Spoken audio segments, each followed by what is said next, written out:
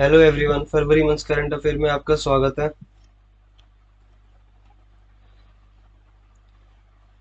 Soil health card day किस दिन मनाया जाता है? तो ये मनाया जाता है 19 फरवरी को। और ये 19 फरवरी को ही क्यों मनाया जाता है?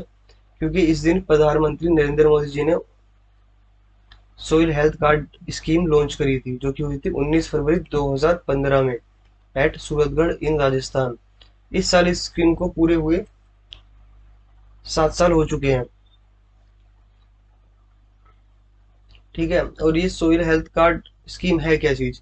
तो इस स्कीम में जो फार्मर होंगे वो अपनी मिट्टी किसी सोइल हेल्थ सेंटर पर लेकर जाएंगे और वहां पे इसको टेस्ट कराएंगे।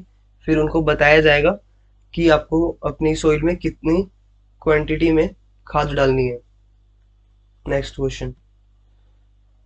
विनीत जोशी को central board of secondary education का चेयरमैन अपॉइंट किया गया है। तो इसको याद रख सकते हैं हम कुछ इस तरीके से कि सीबीएसई के बच्चे एग्जाम देने से पहले बहुत जोश में रहते हैं। ठीक है।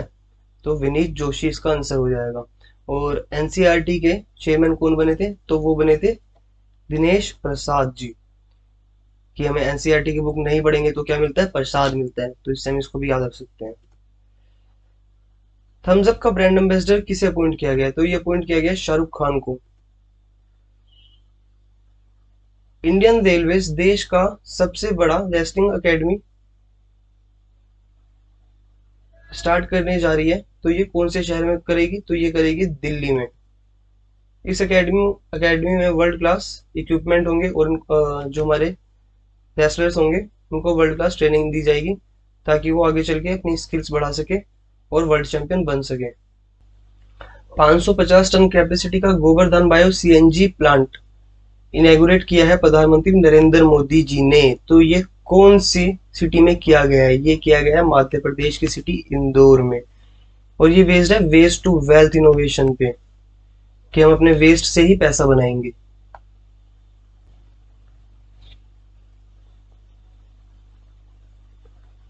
कौन सी स्कीम के तहत भारत सरकार ने door step distribution drive launch किया है? इसका नाम है मेरी पॉलिसी मेरे हाथ।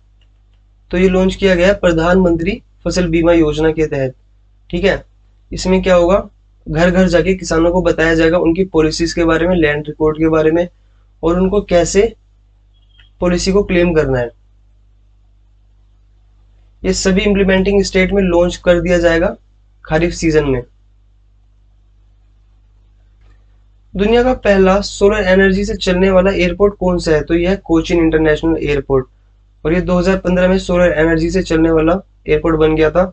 और इस साल ये न्यूज में क्यों है? क्योंकि इसने क्योंकि अब ये पावर पॉजिटिव बन चुका है। पावर पॉजिटिव मतलब कि जितनी इसको पावर की जरूरत है उससे कहीं ज्यादा ये जनरेट कर रहा है। अभी इसको नीड है 1.6 लाख यूनिट्स पर डे की, पर ये प्रोड्यूस कर रहा है 2 lakh units a day. Okay. Indian railways ने भारत हैवी इलेक्ट्रिकल्स लिमिटेड के साथ मिलकर भारत का पहला सोलर फोटोवोल्टाइक प्लांट, जो कि 1.7 मेगावाट का, ये बना लिया गया है। तो ये कहाँ बनाया है? ये बनाया है बीना, मध्य प्रदेश के शहर बीना में।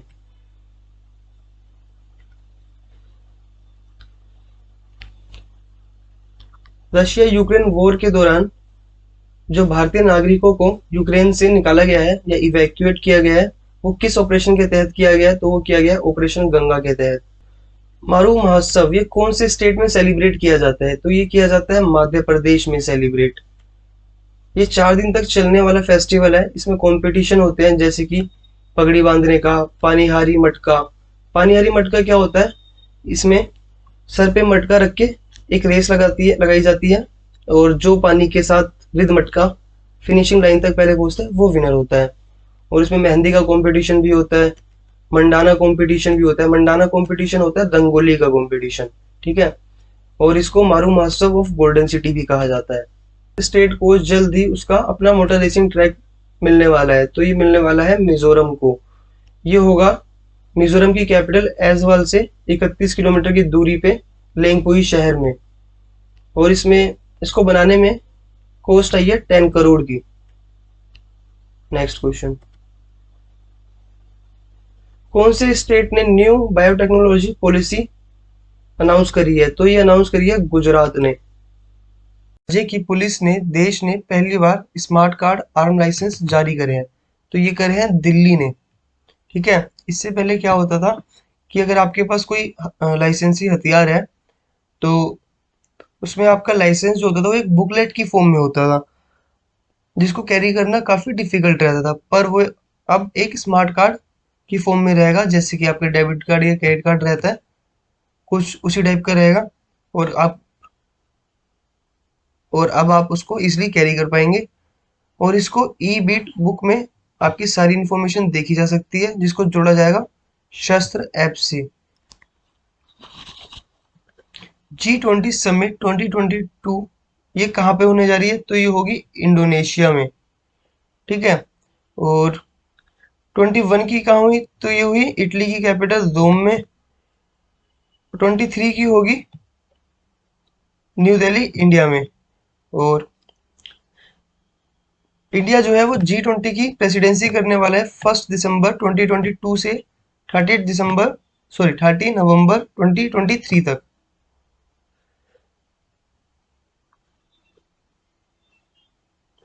कौन सी ऐसी पहली फॉरेन कंट्री बनने जा रही है जो अब इंडिया का यूपीआई सिस्टम अपनाएगी? तो ये अपनाएगी नेपाल। कौन करेगी? नेपाल। नेपाल ने भी एक अपना कदम बढ़ा लिया डिजिटल इकोनॉमी की तरफ। दुनिया का सबसे ज्यादा बिजी रहने वाला एयरपोर्ट लगातार 8वें साल कौन सा बना है? तो ये बना है दुबई इंटरनेशनल एयरपोर्ट। ये लगातार 8वें साल दुनिया में सबसे ज्यादा बिजी रहने वाला एयरपोर्ट बन चुका है। देश की ऐसी कौन सी पहली इंस्टीट्यूशन है जो अब इंडिया से बाहर जाकर ऑपरेट करेगी, या इंडिया से बाहर भी उसकी एक ब्रांच होगी? तो वो है the Indian institute of technology, IIT. ऐसा पहली बार हो रहा है कि कोई आईआईटी देश से बाहर जाकर सेटअप हो रही हो।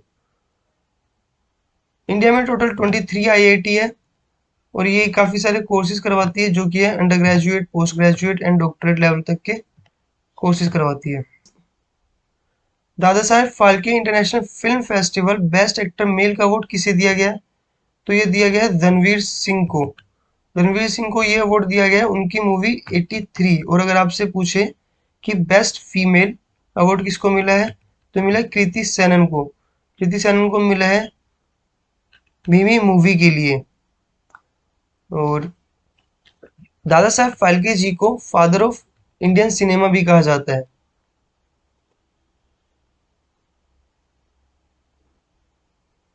मनिका बत्रा को हाल ही में किस स्पोर्ट्स वियर का ब्रांड एम्बेसडर अपॉइंट किया गया है? तो ये किया गया है एडिडास का ब्रांड एम्बेसडर अपॉइंट।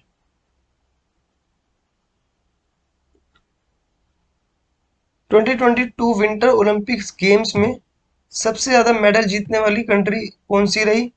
तो ये रही नॉर्वे। नॉर्वे ने टोटल मेडल जीते 37, जिसमें से गोल्ड थे इनके पास 16।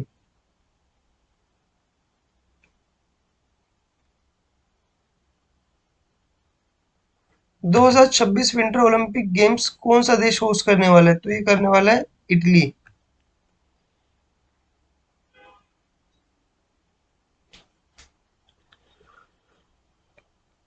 किस इंडियन ग्रैंड मास्टर ने वर्ल्ड चैंपियन मैग्नस कार्लसन को 8th round of Airthings master chess में हराया है?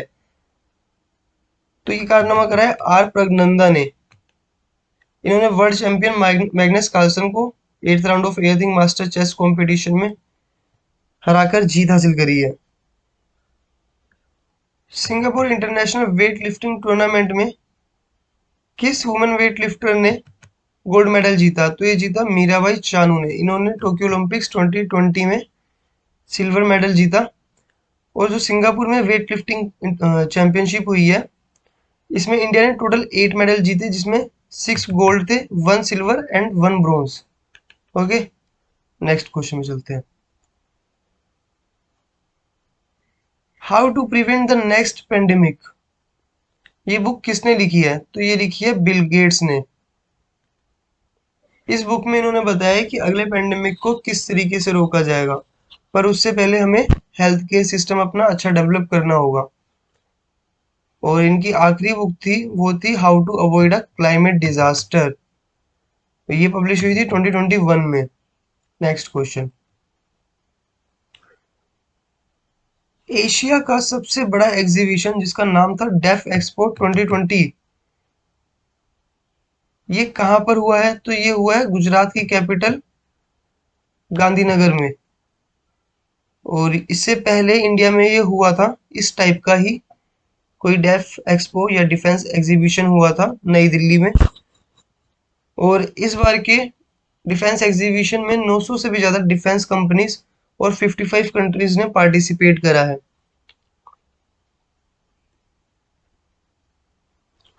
एक्स धर्मा गार्जियन जो कि इंडिया और जापान के बीच होती है, इस बार उसका कौन सा एडिशन था? तो इस बार का एडिशन था एडिशन नंबर 3।